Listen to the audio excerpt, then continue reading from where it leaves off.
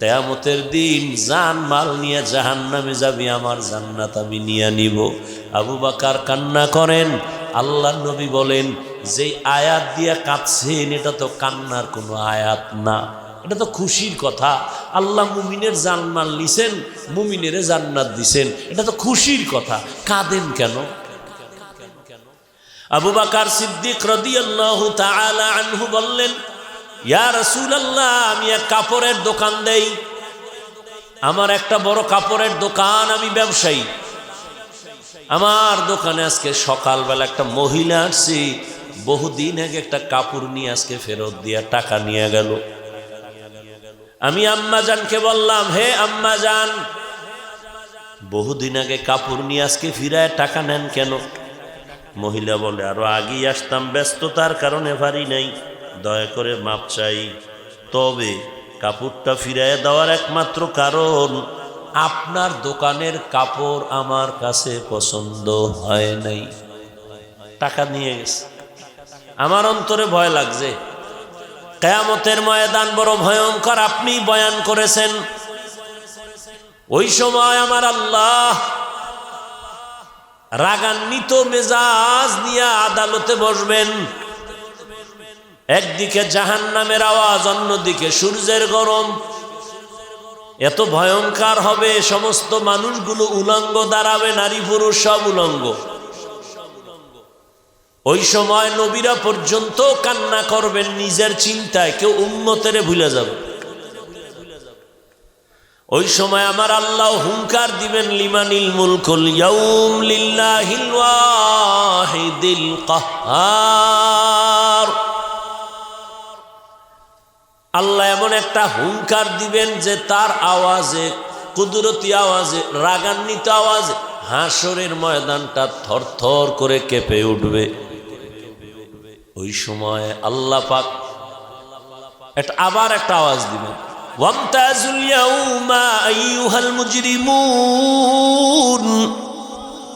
ও নেক আমলওয়ালারা, গুনাহগারেরা, তোমরা আলাদা হয়ে যাও। দুনিয়াতে গুনাহগার নেককার এক প্লেটে খাইছো, এক গাছের ফল খাইছো, এক নদীর মাছ খাইছো, বাধা নাই। কিন্তু আজ আমার ইনসাফের আদালত, যে যেটা পাবে তাকে পরিপূর্ণ সেটাই দেওয়া হবে।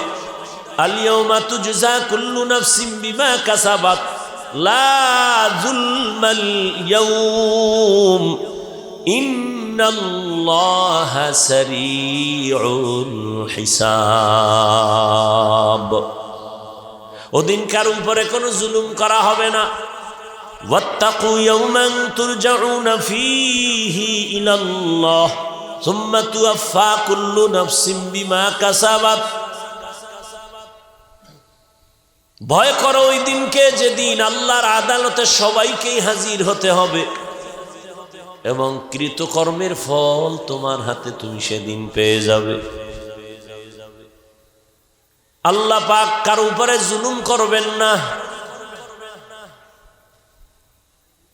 ওই কঠিন সময় গুনাহগারের যখন বলবেন নেককার থেকে আলাদা হ, গুনাহগারেরা পাইবে ভয়, এরা নেককারদের সাথে মিশে যাবে, আলাদা হইতে চাইবে না।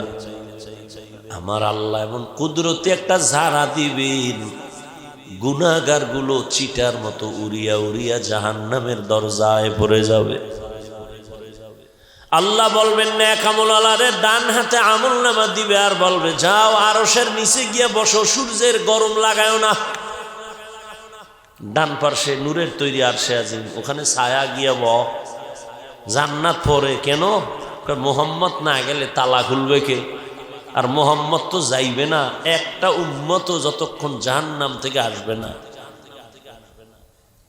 নবী যাবেন না, নবী আল্লাহর আদালতে বসে থাকবেন, আমার এক উম্মত জাহান্নামে যাবে না। যত শাস্তি আছে এগুলো শেষ হওয়ার পর সর্বশেষ উম্মতটা নিয়ে আমি সবাইরে নিয়ে জান্নাতের তালা খুলবো, এর আগে না। এতক্ষণ উম্মতেরা কি করবে? আল্লাহ বলবেন, ওই আরশে আজিমের নিচে গিয়া বসো। ইয়া আইয়াতুহান নাফসুল মুতমাইন্নাহ ইরজিই ইলা রাব্বিকি রাদিয়াতাম মারদিয়াহ ফাদখুলি ফি ইবাদি ওয়াদখুলি জান্নাতি। এই নফসে মুতমাইন্না, যারা গুনাহ করো না তোরা যাও দিকে যাও, তোকে আজ হিসাব নাই, আমল নামা দিছি ভাগ। খালি নবী দরজাটা খুলবে আর ঢুকে যাবি। কারণ আমার নবীর আগে জান্নাতের দরজা কেউ হাত লাগানোর অনুমতি নাই। জান্নাতের সামনে একটা কূপ আছে, পানির কূপ, ওখানে সবাই একবার গোসল করে ঢুকবে। আর ওই পানির মধ্যে যারা একবার গোসল করবে, কালো মানুষ সুন্দর হয়ে যাবে, বুড়া বুড়ি সব যুবক যুবতী হয়ে যাবে। জান্নাতীদের কোনো দিন আর দাড়ি উঠবে না, পুরো বডির মধ্যে কোনো পশম আর থাকবে না। রহমতের নবী জান্নাতে ঢুকবেন, উম্মতেরাও ঢুকবে, আখিরি নবীর উম্মত। আমরা আগে ঢুকবো, এরপরে নূহ নবীর উম্মত, ঈসা নবীর উম্মত, মূসা নবীর উম্মত। জান্নাতে কোনো বাথরুম নাই, যত পেট ভরে খাবে কোনো বাথরুমের ব্যাগই হবে না, দুর্গন্ধ মুক্ত জান্নাত। এই সুন্দর জান্নাত, জান্নাতিন তাজরি মিন তাহতিহাল আনহার, যেই জান্নাতের তলদেশে ঝর্ণা থাকবে, নহর থাকবে, মধুর নহর, দুধের নহর, শরবতের নহর। কেমন জান্নাত? মা তাশতাহি আনফুসুকুম, যা চাইবে মনে মনে বলা লাগবে না এটা দাও, মনে মনে কল্পনা করবে একটা আম খাইতে মনে চায়, দেখবে আম হাজির। ছিলতে হবে না, টাইনা ছিলতে হবে না, স্বর্ণের পেয়ালার মধ্যে আম এসে বসে যাবে। বান্দা বিসমিল্লাহ বইলে একবার মুখে দিবে এক রকমের মজা, আবার দিবে আর এক রকম মজা, আবার দিবে আর এক রকম মজা। এরকম একটা ফলের মধ্যে 70 রকমের মজা। কারা পাবে? সব বিড়ি করেরা, বেনামাজিরা। বেহেশত আযা কে আজারে নবাশত কসে রাবা কসে কারে নবাশো। ও ভাই, খাইলো দিন যায়, না খাইলো দিন যায়, তোমারও রাত্র যায়, আমারও রাত্র যায়। তোমার রাত্র যায় ঘুমে, ফজরের খবর নাই, এশার খবর নাই। আমার নামাজ হইছে, ঘুমও হইছে, খানাও হইছে, সবই হইছে। তোমার খানা হইছে, ঘুম হইছে, নামাজ হয় না, ইবাদত হয় নাই। তুমি পানি পান করছো, খানাও খাইছো, বিসমিল্লাহ বলো নাই। আর আমি বিসমিল্লাহ ছাড়া খানা নেই নাই, বাম হাতে না ডান হাতে পানি পান করেছি। কই আমগো সম্মান তো কমে নাই, না খাইয়া মরি নাই, মানুষ সম্মানও কম দেয় নাই। তুমিও যেমন নবীর সুন্নতের জবাই কইরা চলো, বলো কত উপরে উঠছো। আর আমরা নবীর সুন্নত মানতে গিয়া বলো কত নিচে নামছি। বরং তুমি কত নিচে নামছো তোমার খবর নাই রে বাবা। মানুষ দোয়া করে, দোয়া নেয়, আমাদের জন্য দোয়া করে, দোয়া নেয়, সালাম আমগো দেয়, তোমাদের দেয় না। বরং মাথা নত করে একটু চিন্তা করি, ও যুবক বাবা, আজকে যদি কথার কথা আল্লাহ না করুন যদি মরে যাও, তুমি জানো নি আব্বা আম্মা কানবে ঠিক, কিন্তু ভেতরে ভেতরে খুশি হবে। ভেতরে খুশি হবে যে একটা বালা গেছে ইয়া। কেন বলে সন্তানের চরিত্র এত খারাপ। সারাটা রাত মোবাইল চালায়া কবিরা গুনাহ করত, কবিরা গুনাহ, কবিরা গুনাহ, মানুষের সাথে এত খারাপ আচরণ করত, হুজুরেরাও কষ্ট পায়। ওর ব্যবহারে কোনো বন্ধু খুশি না, ওর ব্যবহারে কোনো শিক্ষক খুশি না, ওর ব্যবহারে এলাকার কোনো মুরব্বী খুশি না, ওর কারণে লজ্জায় মানুষের সামনে মুখ দেখাইতে পারি না। ও মইরা গেছে, বালা গেছে। মানুষের কয় না, মনে মনে কয়। যুবক, এবার চিন্তা কর কতটা তুই অপদার্থ। তুই মইরে গেলে সবাই খুশি, তোর জীবনটা কত খারাপ, তোর কপালটা কত নিকৃষ্ট। তুই এই বয়সে মানুষের বরদোয়া নিয়া মরবি, এই তোর অর্জন যে মইরে গেলে সবাই খুশি। তোর ব্যবহার এত খারাপ যে হুজুরেরাও বেজার, ইমাম সাহেবও বেজার, এলাকার মুরব্বীরাও বেজার। চরিত্র এত খারাপ যে মনে মনে কয় ও মরলে বালা। তোমার কপাল কত খারাপ যে মানুষ মরলে কয় ইন্না লিল্লাহ, তুই মরলে কইবা আলহামদুলিল্লাহ। তোর কপাল কত খারাপ।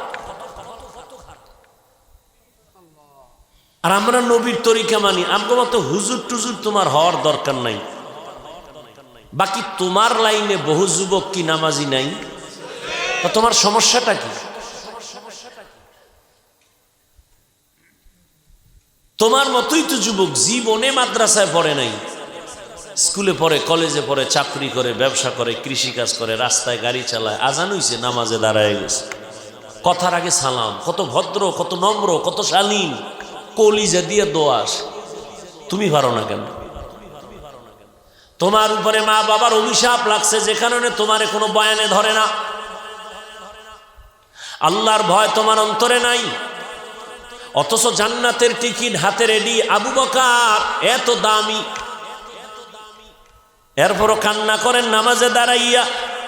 কেন? ও আল্লাহর নবী, হাসরের কঠিন সময় নবীরা পর্যন্ত কাঁদবেন ভয়। আমগো উপায় কি? আবু বকর বলেন, হঠাৎ করে আল্লাহ তো ডাকবেন, আবু বকরের দিকে আয়, তোরে না আমি কত মজা কইরা জান্নাতের সার্টিফিকেট দিছিলাম। কহ আল্লাহ, কি নিয়ে আইছো? আল্লাহ তোমার জন্য আমি ইবাদত নিয়ে আসি, ইবাদত। তুমি না আমগো ইবাদতের জন্য বানাইছো, তুমি ওয়াদা করছো মা খালাকতুল জিন্না ওয়াল ইনসা ইল্লা লিয়াবুদুন, ইবাদতের জন্য মানুষ বানাইছো, তো ইবাদত করেছি, নামাজ, রোজা, তেলাওয়াত। আল্লাহ কইব, এই ফেরেশতা এটারে হ্যান্ডকাপ লাগা জাহান্নামের জন্য। কেন আল্লাহ কয়, তোর জান্নাত আমার জান্নাত আমি নিলাম, তোর জান্নাল দিয়া দিলাম, জাহান্নামে যা। কেন? ওই মহিলার মতো যদি জবাবটা এমনই হয় যে তোর আমল নামাজ আমি যেইভাবে চাইছি ওভাবে হয় নাই, অতএব তোর নামাজ আমার পছন্দ হয় নাই, রোজা পছন্দ হয় নাই। মহিলা যেমন কইছে কাপড় ফেরত নাও, টাকা দাও। কেন? কাপড় পছন্দ হয় নাই। তোমার জান্নাত আমারে ফেরত দাও, জান্নাল নিয়ে যাও। কেন? আমার জান্নাত পাওয়ার জন্য যে নামাজ পড়ছো ওটা আমার পছন্দ হয় নাই, রোজা রাখছো পছন্দ হয় নাই, আমি যেইভাবে নামাজ চাইছি ওভাবে নামাজ পড়ো না। নামাজ পড়ছো একা একা যখন টাক মারছো 10 রাকাতে 3 মিনিট, আর মানুষের সামনে যখন দাঁড়াইছো কিচ্ছু পারো না, বোবার মতো খাড়াইয়া 4 রাকাতে 6 মিনিট মানুষের সামনে ভাব দেখাও বুজুর্গ। তুই কেমন নামাজি? আজকে জুমার দিন বোঝাই বাংলাদেশের প্রত্যেকটা মসজিদ, জায়গা নাই, কমিটি কয় বাড়াও, ছাদ বাড়াও, জায়গা বাড়াও, মুসল্লি বেড়ে গেছে, মুসল্লি বাড়ছে। এরা কোথার থেকে জুমার সময় আসলে এত মুসল্লি? কয় এরা সব সুন্দরবনের অতিথি পাখি, হঠাৎ আসছে, হঠাৎ নাই, ফজরেও নাই, আসরেও নাই। আর আসছে কখন? কি ভাব লইয়া? সবার শেষে সালাম ফিরানো মাত্র দৌড়, এমন দৌড়, বাসায় গিয়ে দেখে আরেকজনের জুতা নিয়ে হাজির। ধরা খাইলে কয় টেস্ট করলাম, ডোন্ট মাইন্ড। এই নামাজ। অথচ ইমাম সাহেবের সালামের পরে, আজকে জুমার পরে সালাম ফিরানের পরে যারা গেছেন গা, আল্লাহর কসম, আল্লাহর কসম, আল্লাহর কসম, 2 রাকাতের সওয়াব আর 4 রাকাত না পড়ার কবিরা গুনাহ নিয়ে আজকে বাড়ি মসজিদ থেকে বাসায় গেছেন। আপনার কপাল খারাপ। 2 রাকাত ফরজ পইরা সওয়াব, 4 রাকাত সুন্নাত না পইরা কবিরা গুনাহ। আপনার কপালটা এত খারাপ। কে কইছিল জুমা আইতে? এই ভাব লইয়া কিসের ভাব? জুমায় আসছো, সালামের পরে ফরজ 2 রাকাতের পরে, মুসাফিরের জন্য মাসালা আলাদা, যারা স্থানীয় মুসাফির না, সালামের পরে 4 রাকাত সুন্নাত পড়তেই হবে, না হয় কবিরা গুনাহ হবে। তো তোমার কপালে তো খারাপ কেন যে 2 রাকাত ফরজের সওয়াব আর 4 রাকাতের গুনাহ কান্দে নিয়ে বাড়ি আসছো? গেছো কেন মসজিদে? ভাব লইতে, দেখাইতে? এক সোরায় কয় আমি 3 জুমার পরে 1 জুমায় যাই, কারণ কয় শুনছি লাগাতার 4 জুমা বাদ দিলে বউ থাকে না, এই বউ ঠেকাইতে আইছি। হাসেন, আপনারা কেমন মুসল্লি? আল্লাহ তাও কোরআনে কইছে আমি কিছু মুসল্লিদেরকে ওয়াইল নামক জাহান্নামে দেব। ওয়াইল জাহান্নাম, মারাত্মক একটা জাহান্নামের স্তরের নাম ওয়াইল। মুসল্লিরা যাবে ওয়াইল নামক জাহান্নামে, মারাত্মক জাহান্নাম। এটাই যাবে কারা? মুসল্লি। কোরআনের আয়াত, আরাআইতাল্লাযী ইউকাযযিবু বিদ্দীন ফাযালিকাল্লাযী ইয়াদউল ইয়াতীম ওয়ালা ইয়াহুদ্দু আলা তাআমিল মিসকিন। পরেরটা পড়েন, ফাওয়াইলুল লিল মুসাল্লিন। ওয়াইল নামক জাহান্নাম মুসল্লিদের জন্য। কোন মুসল্লি? আজকে জুমা জেলি পড়ছে সব ওয়াইল। ওয়াইল নামক জাহান্নাম, সারা সপ্তাহে খবর নাই, ফজরেও নাই, আসরেও নাই, জুমার সময় অতিথি ফাঁকি একটা হাসি দিয়া দৌড়। 2 রাকাত ফরজ, আগের সুন্নত নাই, পরেরটাও নাই, দৌড়। আসরেও নাই, নামাজি। এদের জন্য ওয়াইল নামক জাহান্নাম। কই আমরা নামাজ পড়ার কারণে 5 ওয়াক্ত, ব্যবসা ক্ষতি হয়নি। আমরা 5 ওয়াক্ত নামাজ পড়ার কারণে দেখছেন নি, জুমা পড়ছি, ফজর পড়ছি, কালকে বয়ান করছি খুলনা 2টা কইরা বাসায় গেছি। বাসায় মা আছে, আব্বা আছে, কথা বইলা ফজর গেছে, এরপরে 7টা বাজে, এরপরে আবার 9টায় উঠছি। বুঝেন কয় ঘন্টা ঘুমাইছি। উঠা সে উত্তরা গেছি জুমায়, জুমা পইরা সালাম ফিরাইয়া, আমি মুসাফির, সুন্নত লাগে না, তারপরও 4 রাকাত সুন্নত পইরা দৌড়। কালকে আবার সন্দীপ, সে সাগর ফাড়ি দিয়ে বয়ান করতে যাইতে হইবে। তো কয় ঘন্টা ঘুমাইছি? একটা মানুষ 6 ঘন্টা দৈনিক না ঘুমাইলে ওর চলাফেরা, কথাবার্তার ব্যালেন্স ঠিক থাকে না। কই আমাকে খানাও ঠিক আছে, সম্মানও ঠিক আছে, নামাজও ঠিক আছে, বয়ানও ঠিক আছে, সব আল্লাহর দয়া। তোমার সমস্যাটা কি?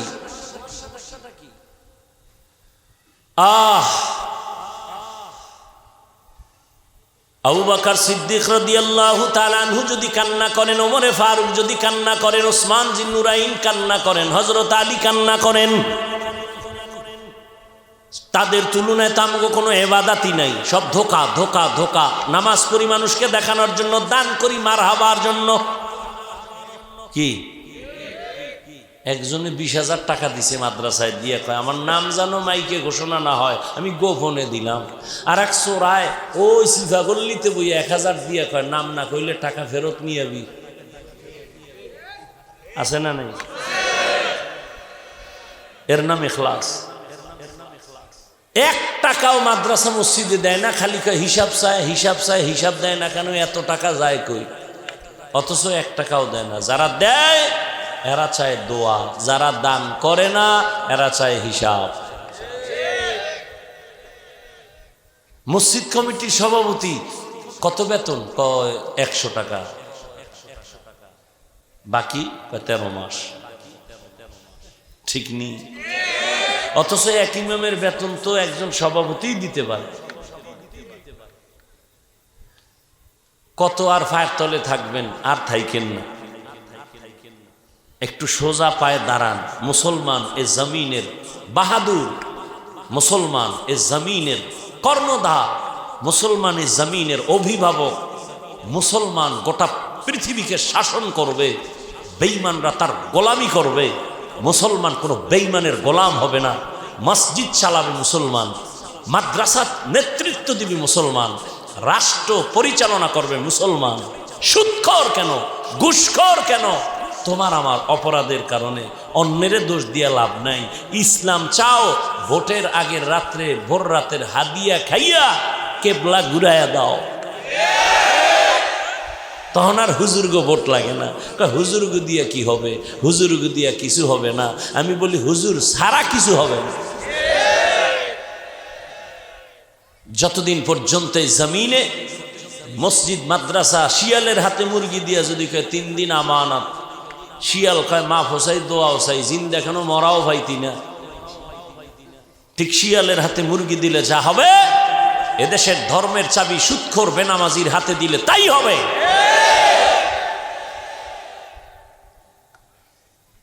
মসজিদ কমিটির সভাপতি থাকতে হবে হাজী সাহেব, 5 ওয়াক্ত নামাজ জামাতে পড়ে।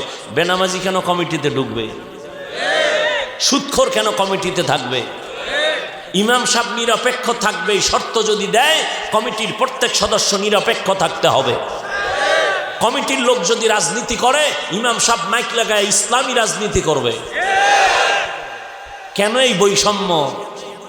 বৈষম্য বিরোধী ছাত্র জনতার আন্দোলন। আবার কেন বৈষম্য? বৈষম্যর গলা জবাই করো। মসজিদের বৈষম্য চলবে না, ইমাম থাকবে সবার উপরে, ইমাম নেতৃত্ব দিবে, ইমাম হুকুম দিবে। ইমামকে হুকুম দেওয়ার দুঃসাহস, কোনো বেয়াদবি করার সাহস কাউকে দেওয়া যাবে না।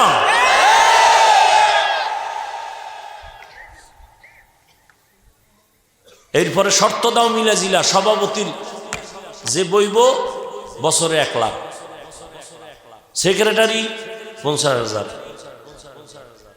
আবার আগামী বছর কমিটি হইব 2 লাখ।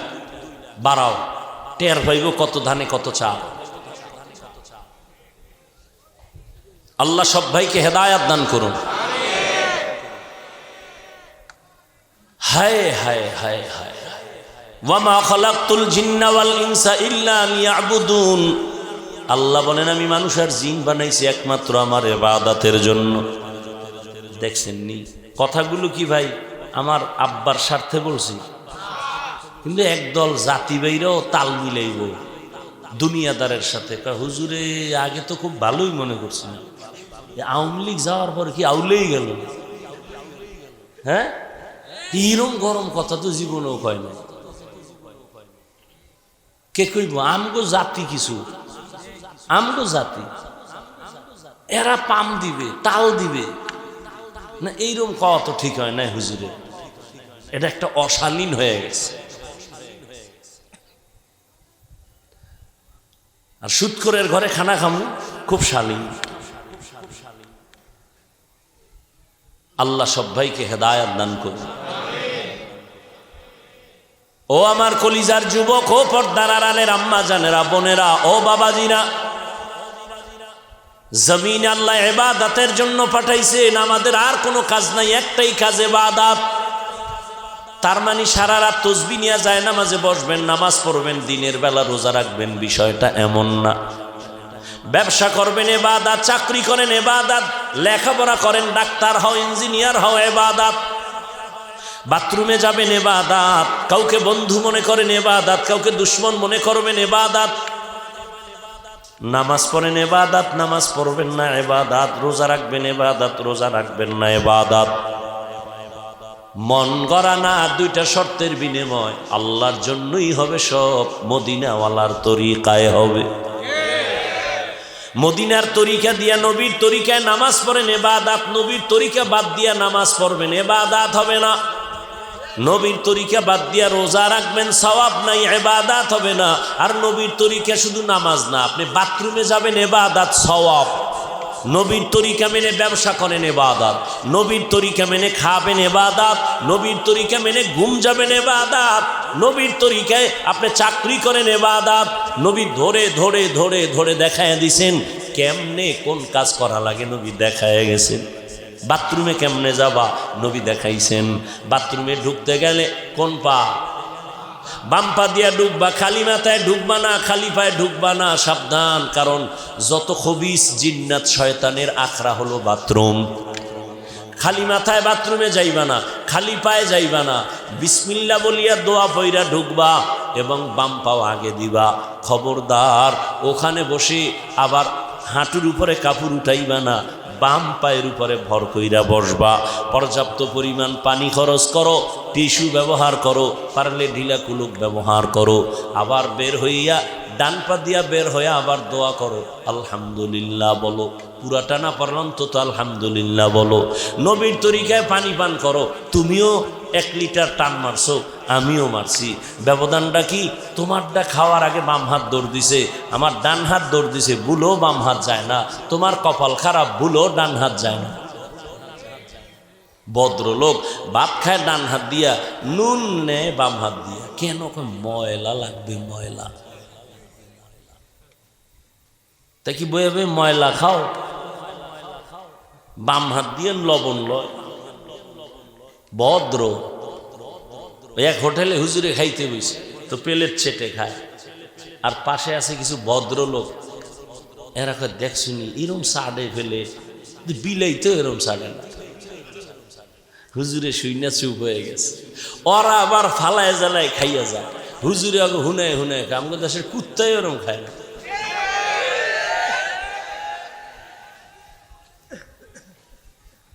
বাম হাত দিয়া লবণ লয় ভদ্র, অভদ্র, চরম অভদ্র।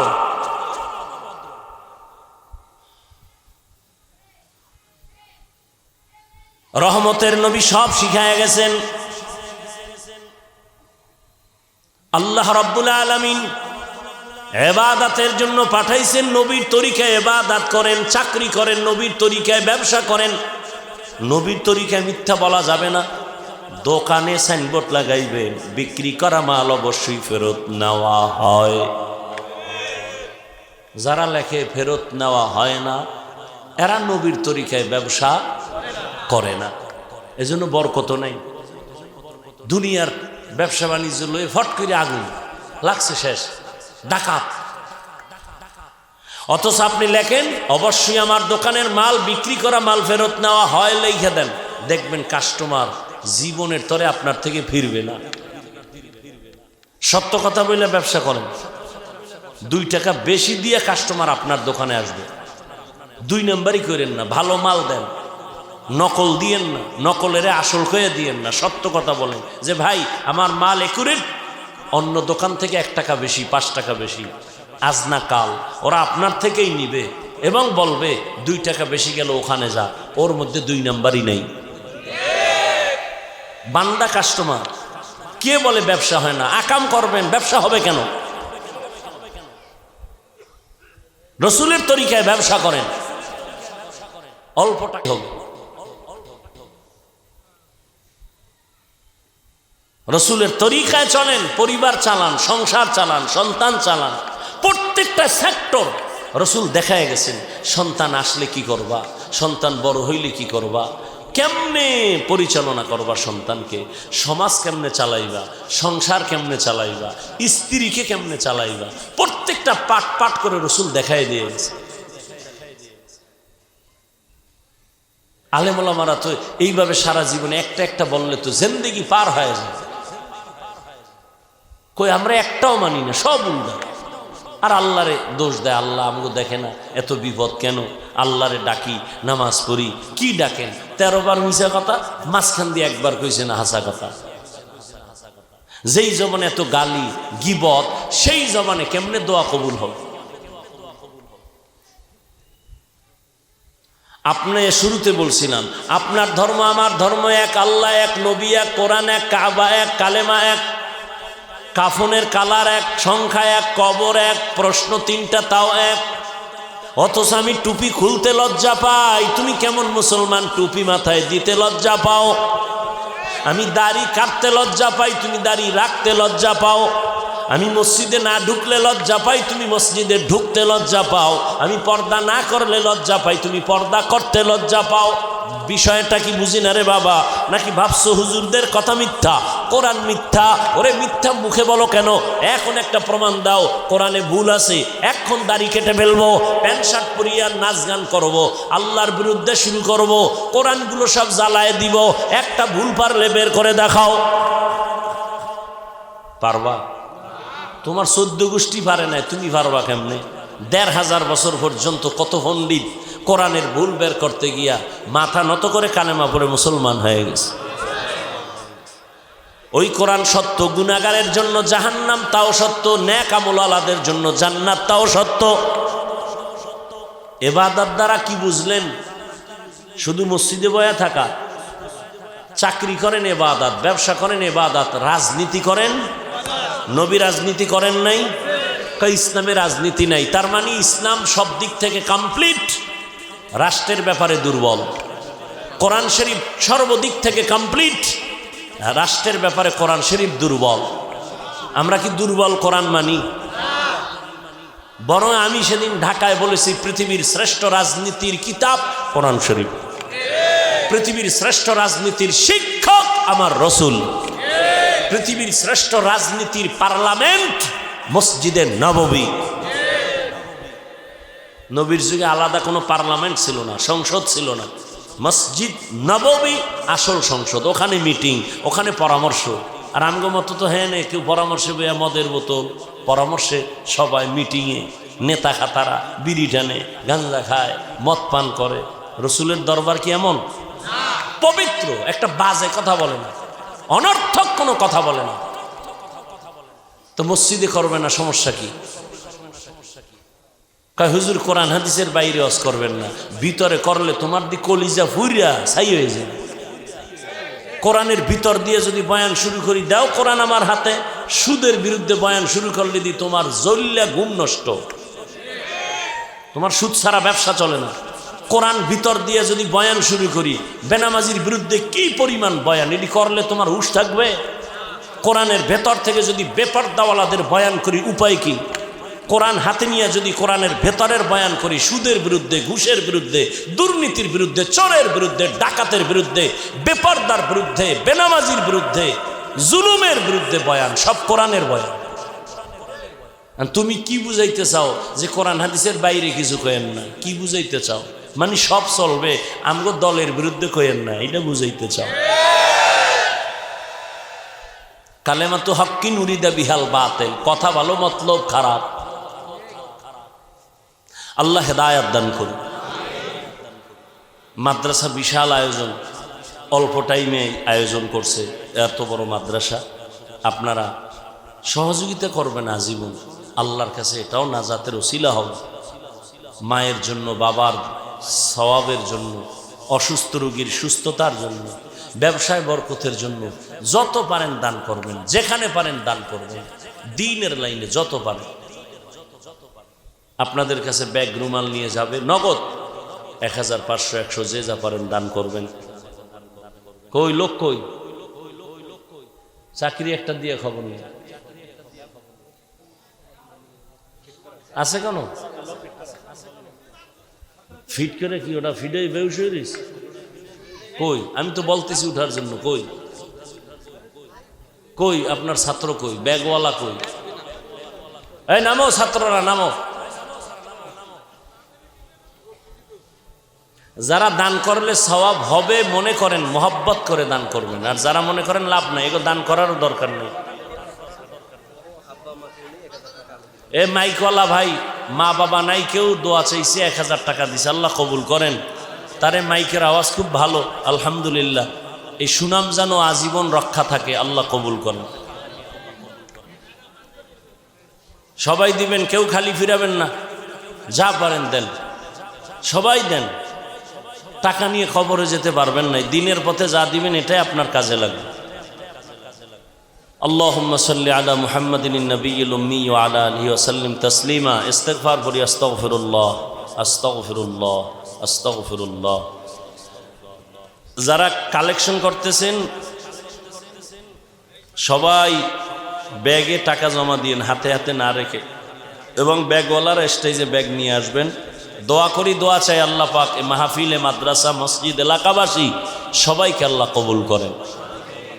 দোয়া না করে যায়েন না, বসেন। আর যারা দিতেছেন দ্রুত দেন, আল্লাহ সবাইকে কবুল করেন। রব্বানা যালামনা আনফুসানা ওয়া ইল্লাম তাগফির লানা ওয়া তারহামনা লানাকুনান্না মিনাল খাসিরিন। রব্বানা আতিনা ফিদ দুনিয়া হাসানাতাও ওয়া ফিল আখিরাতি হাসানাতাও ওয়া কিনা আযাবান নার। রব্বিরহামহুমা কামা রব্বায়ানি সগীরা। আল্লাহুম্মা ইন্নাকা আফুউন কারীম তুহিব্বুল আফওয়া ফা'ফু আন্না। আল্লাহুম্মা ইন্না নাসআলুকা রিযাকা ওয়াল জান্নাহ ওয়া নাউযু বিকা মিন সাখাতিকা ওয়ান নার। ইয়া আল্লাহ, এই মাহফিল কবুল করেন, আয়োজনকারীদের কবুল করেন, মাদ্রাসা কবুল করেন, মসজিদ কবুল করেন, আসাতেজায়ে কেরাম, ছাত্র যারা তালিবুল ইলম সবাইকে কবুল করেন। মাদ্রাসায় যারা সহযোগিতা করে, খেদমত করে, কবুল করেন। এলাকাবাসীকে হেদায়াতের নূর দিয়া কবুল করেন। মাদ্রাসার প্রয়োজন গাইবি খাজানার থেকে ব্যবস্থা করে দেন। ছাত্রদের খরচের ব্যবস্থা করে দেন, খানার আয়োজনের ব্যবস্থা করে দেন। আয় আল্লাহ, আসাতেজায়ে কেরামদের ওজিফার ব্যবস্থা করে দেন। আয় আল্লাহ, পরমুখাপেক্ষিত থেকে হেফাজত করেন। ইখলাসের সাথে তাকওয়া নিয়ে খেদমত করার তৌফিক দান করেন। সারা দুনিয়াবাসীকে মাফ করে দেন, আপনার গোলাম হিসাবে আমাদের কবুল করে নেন, নবীজির তরিকায় আমাদের চলার তৌফিক দান করেন। মা বোনদের আবেদা বানায় দেন, পর্দানিশী বানায় দেন, সন্তানগুলো নেককার বানায় দেন। আয় আল্লাহ, আমার কলিজার প্রত্যেকটা যুবকের দিনের খাদেম বানায় দেন, নামাজি বানায় দেন, কোরআন পড়নেওয়ালা বানায় দেন। মোবাইলের গুনাহের থেকে হেফাজত করেন, মোবাইলের গুনাহের থেকে হেফাজত করেন, মোবাইলের গুনাহের থেকে হেফাজত করেন। মা বাবা উস্তাদ ছাত্র সন্তানের মাঝে মোহাব্বত আদবওয়ালা বানায় দেন, বেয়াদবির থেকে হেফাজত করেন। মা বাবার দোয়া সন্তানের জন্য কবুল করেন, ওস্তাদের দোয়া ছাত্রের জন্য কবুল করেন। প্রত্যেকের দাম্পত্য জীবন সুখময় করে দেন। আয় আল্লাহ, চলার পথে আমাদের হেফাজত করেন, আমাদের জান মাল আহাল পরিবার ইজ্জতের সাথে হেফাজত করেন, বরকতি রিজিক দান করেন, অভাব দূর করে দেন, মিথ্যা মামলা থেকে চিরমুক্তির ব্যবস্থা করে দেন, মুখালিফের মুআফিক বানায় দেন। আয় আল্লাহ, ইলম হিকমত আমলে বরকত দান।